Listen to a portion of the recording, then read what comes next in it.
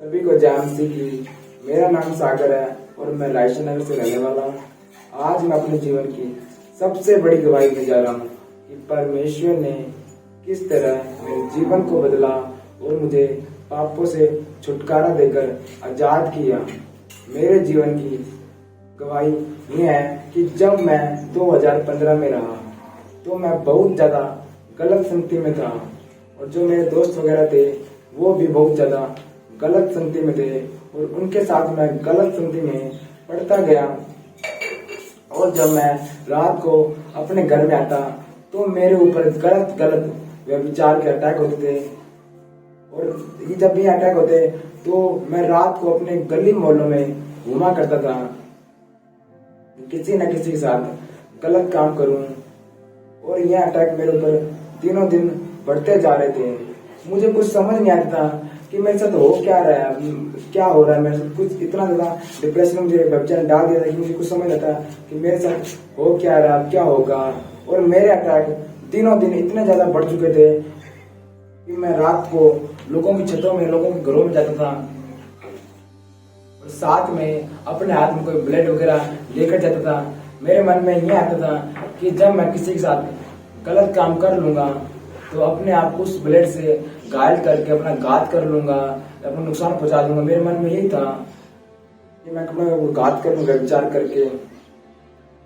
पर जब मैं लोगों की चित्तों पर जाते हुए पकड़ा जाता था तो मैं भाग कर अपने घर को वापस आ जाता था और अपने आप को कमरे में बंद कर लेता था। और तब आस पड़ोस वाले रात को ही मेरे घर में आते थे और मेरे मम्मी पापा को बुरा भला कहते थे और कहते थे कि तेरा लड़का हमारे घरों में आता है, हमारे घरों में आता है, पता नहीं क्या करता हमारे घरों में आकर। और मेरे मम्मी पापा को बहुत बुरा भला कहते थे और मुझे भी बहुत ज्यादा बुरा भला कहते थे कि तेरा लड़का जब बाहर आएगा इसे पत्थर से मारेंगे, इसे छोड़ेंगे नहीं, ये बहुत ज्यादा गलत है। पर मेरे ऊपर अटैक दिन में बढ़ते जा रहे थे। मुझे मेरे मम्मी पापा बहुत ज्यादा दुख उठाते थे, बहुत ज्यादा रोते थे। पर मुझे कुछ समझ नहीं आता था। मैं तो बड़े आपस व्यभिचार में इस तरह पागल होता था कि मुझे कुछ समझ नहीं आता था कि मेरे साथ हो क्या रहा है, क्या होगा मेरे साथ। और मेरे ऊपर यह अटैक कम होने की जगह दिनों दिन बढ़ते जा रहे थे, इतने ज्यादा बढ़ चुके थे कि मुझे व्यभिचार ने पागल कर दिया था। किस तरह एक पागल होता है ना, उस तरह मुझे व्यभिचार ने पागल कर दिया था। और ये अटैक ज्यादा बढ़ गए थे कि मेरे साथ कपड़ों को देखकर भी मेरे मन में गलत गलत व्यभिचार के ख्याल आते थे। मेरे अटैक इतने ज्यादा बढ़ चुके थे कि मैं लोगों को कपड़ों के साथ गलत गलत व्यभिचार के अटैक होने लगे और लोगों को नहाते हुए देखता था।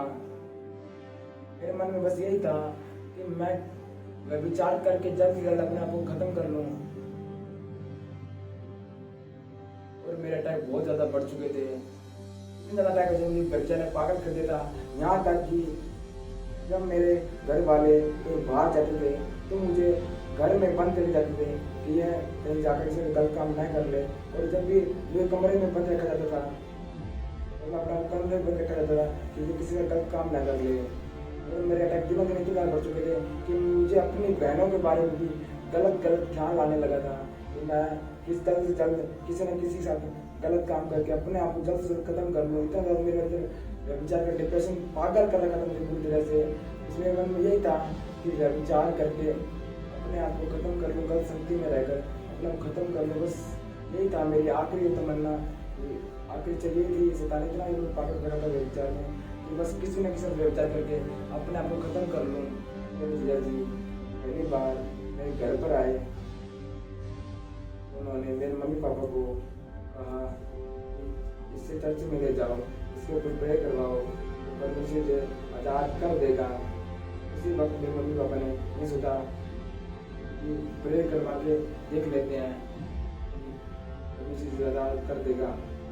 उसी वक्त मेरे मम्मी पापा ने प्रोफेट रविंदर जी को मेरे घर पर बुलवाया और उनसे प्रेयर करवाई।